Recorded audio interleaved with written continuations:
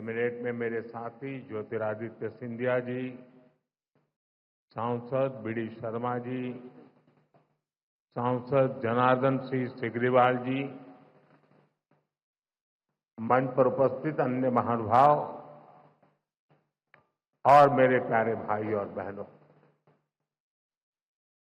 यहां बहुत बड़ी संख्या में दिल्ली, हरियाणा, पंजाब और पूरे देश से श्रद्धालु आए हैं। मैं आप सभी का अभिनंदन करता हूं।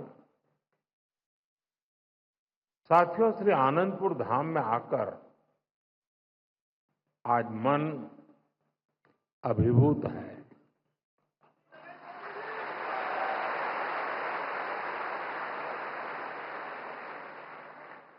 अभी मैंने गुरुजी महाराज के मंदिर में दर्शन किए। वाकई हृदय आनंद से भर गया।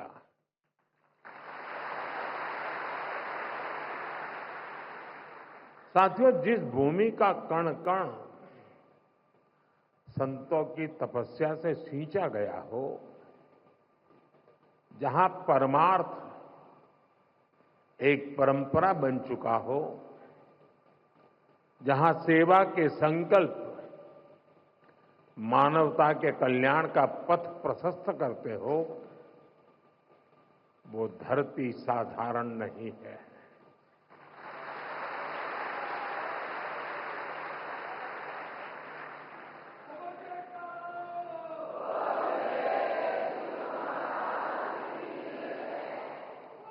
और इसलिए हमारे संतों ने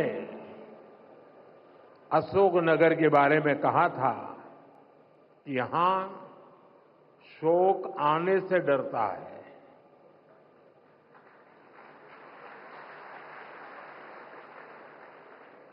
मुझे खुशी है कि आज यहां बैसाखी और श्री गुरु महाराज जी के अवतरण दिवस के उत्सव में मुझे शामिल होने का सौभाग्य मिला है।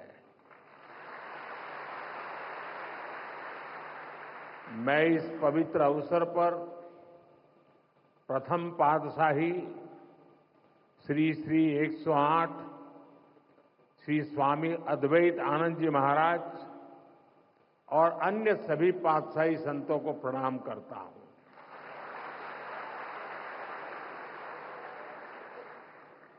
मुझे जानकारी मिली है कि आज ही के दिन 1936 में श्री द्वितीय पातशाह जी को महासमाधि दी गई थी। आज के ही दिन 1964 में श्री तृतीय पातशाही जी निज स्वरूप में लीन हुए थे। मैं इन दोनों सद्गुरु महाराज जी के प्रति श्रद्धा सुमन अर्पित करता हूं। मैं मां जागेश्वरी देवी, मां बीजासन, मां जानकी करिला माता धाम को भी प्रणाम करता हूं और आप सभी को बैसाखी और श्री गुरु महाराज जी के अवतरण उत्सव की बधाई देता हूं।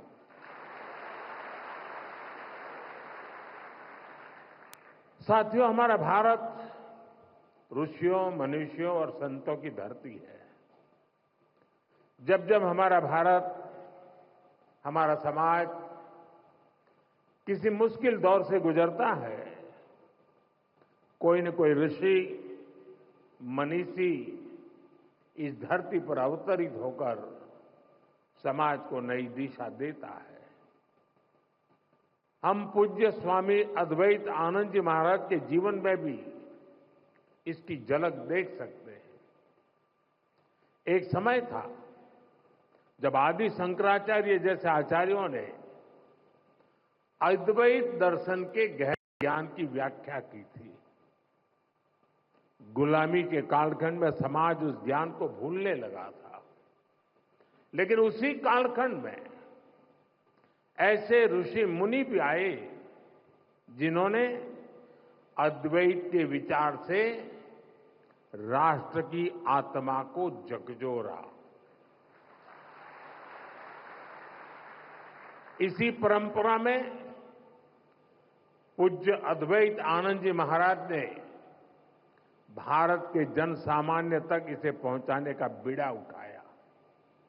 महाराज जी ने अद्वैत के ज्ञान को हम सभी के लिए और सरल बनाया, उसे सामान्य मानवीय के लिए सुलभ कर दिया।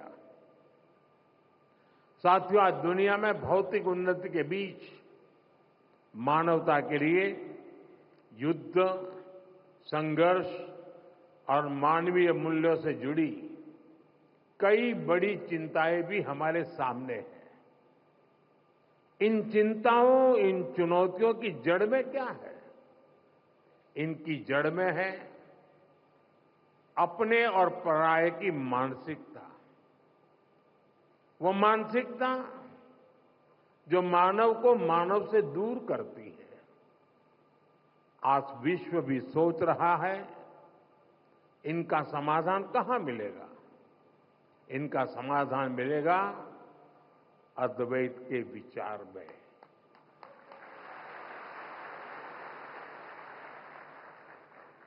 अद्वैत यानी जहां कोई द्वैत नहीं है। अद्वैत यानी जीव मात्र में एक ही ईश्वर को देखने का विचार। इससे भी आगे संपूर्ण सृष्टि को ईश्वर का स्वरूप देखने की सोच ही अद्वैत है। इसी अद्वैत सिद्धांत को परमहंस दयाल महाराज सरल शब्दों में कहते थे, जो तू है सो मैं हूं। सोचिए कितनी सुंदर बात है। जो तू है सो मैं हूं। ये विचार मेरे और तुम्हारे का भेद खत्म कर देता है और विचार सब मान ले तो सारे झगड़े ही खत्म हो जाए। साथियों, अभी कुछ देर पहले मेरी छठे पातशाही स्वामी श्री विचारपूर्ण आनंद जी महाराज से चर्चा हो रही थी। पहले पातशाही परमहंस दयाल महाराज जी के विचारों के साथ साथ वो मुझे आनंद धाम के सेवा कार्यों के बारे में भी बता रहे थे।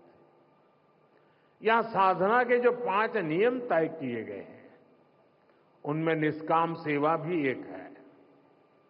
निष्काम भाव से गरीब वंचितों की सेवा, नर सेवा में नारायण सेवा को देखने की भावना, ये हमारी संस्कृति का आधार है।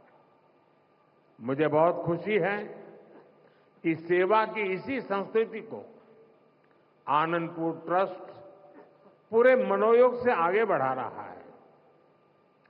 ट्रस्ट द्वारा संचालित अस्पताल में हजारों मरीजों का इलाज होता है। इलाज के लिए मुफ्त शिविर लगाए जाते हैं। गौ सेवा के लिए एक आधुनिक गौशाला भी चलाई जाती है। नई पीढ़ी के निर्माण के लिए ट्रस्ट की ओर से कई स्कूल भी चलाए जा रहे हैं। और इतना ही नहीं, आनंदपुर धाम पर्यावरण संरक्षण के जरिए पूरी मानवता की बड़ी सेवा कर रहा है।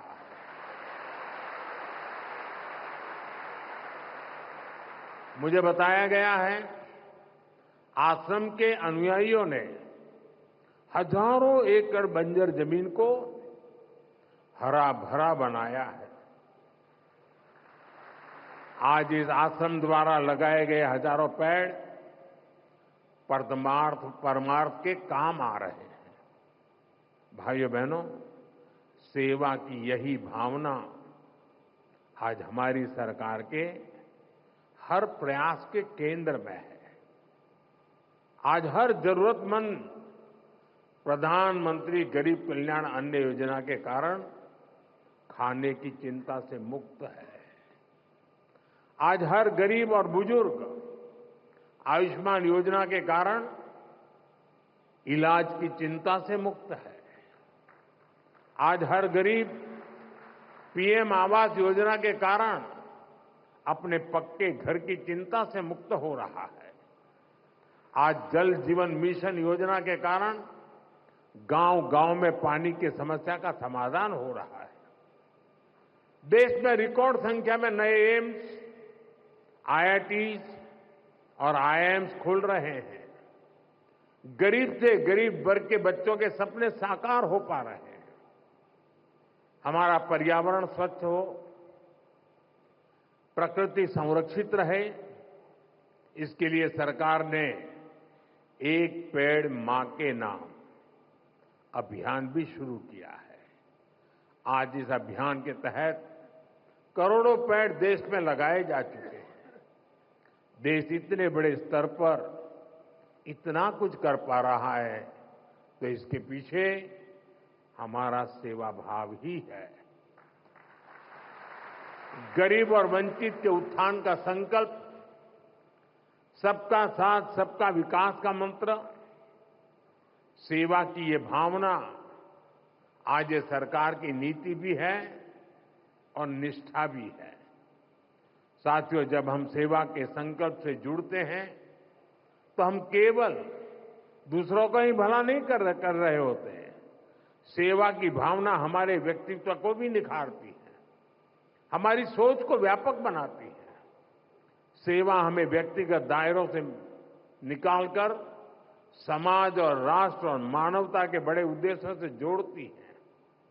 हम सेवा के लिए मिलजुल कर, एकजुट होकर काम करना सीखते हैं।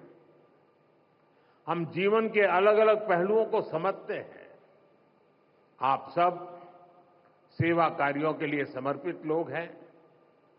आपने अपने जीवन में अनुभव किया होगा, कठिनाइयों से लड़ना और फिर कठिनाइयों से जीतना। सेवा करते करते हम सहज ही ये सब सीख जाते हैं। इसलिए मैं कहता हूं, सेवा एक साधना है, एक ऐसी गंगा है जिसमें प्रत्येक व्यक्ति को जरूर डुबकी लगानी चाहिए। साथियों, अशोकनगर और आनंदपुर धाम जैसे क्षेत्र जिन्होंने देश को इतना कुछ दिया है, इनका विकास भी हमारी जिम्मेदारी है। इस क्षेत्र को कला, संस्कृति और प्राकृतिक सौंदर्य का वरदान प्राप्त है। यहां विकास और विरासत की असीम संभावनाएं हैं। इसलिए हम एमपी और अशोकनगर में विकास को तेज गति से बढ़ा रहे हैं। चंदेरी हैंडलूम को नई ऊंचाई तक ले जाने के लिए चंदेरी साड़ी को जीआई टैग दिया गया है। प्राणपुर में क्राफ्ट हैंडलूम टूरिज्म विलेज शुरू हुआ है। इससे क्षेत्र की अर्थव्यवस्था को भी नई गति मिलेगी। मध्य प्रदेश की सरकार अभी से ही उज्जैन सिंहस्थ की तैयारी में भी जुट गई है। भाइयों बहनों, अभी कुछ ही दिन पहले रामनवमी का महापर्व भी था।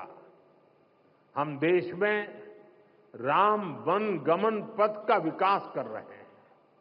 इस राम वन गमन पथ का एक अहम हिस्सा मध्य प्रदेश से होकर गुजरेगा और हमारा एमपी पहले से ही अजब और गजब है।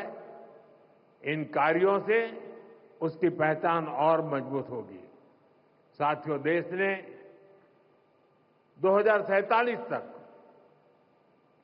विकसित भारत बनने का लक्ष्य तय किया है। हमें पूरा विश्वास है कि ये लक्ष्य हम जरूर हासिल करेंगे। लेकिन इस यात्रा में हमें कुछ महत्वपूर्ण बातों को हमेशा ध्यान में रखना है। हम देखते हैं दुनिया के कई देश विकास यात्रा में अपनी संस्कृति से कट गए। उन्होंने अपनी परंपराएं भुला दी। भारत में हमें अपनी पुरातन संस्कृति को संरक्षित करके रखना है। हमें ध्यान रखना है, भारत जैसे देश में हमारी संस्कृति केवल हमारी पहचान से ही नहीं जुड़ी है। हमारी संस्कृति ही हमारे सामर्थ्य को मजबूती देती है। मुझे खुशी है कि आनंदपुर धाम ट्रस्ट इस दिशा में अनेक कार्य करता आ रहा है। मुझे विश्वास है आनंदपुर धाम की सेवा कार्य विकसित भारत के संकल्प को नई ऊर्जा से आगे बढ़ाएंगे। एक बार फिर आप सभी को बैसाखी और श्री गुरु महाराज जी के अवतरण उत्सव की बहुत बहुत बधाई देता हूं। बहुत बहुत बधाई।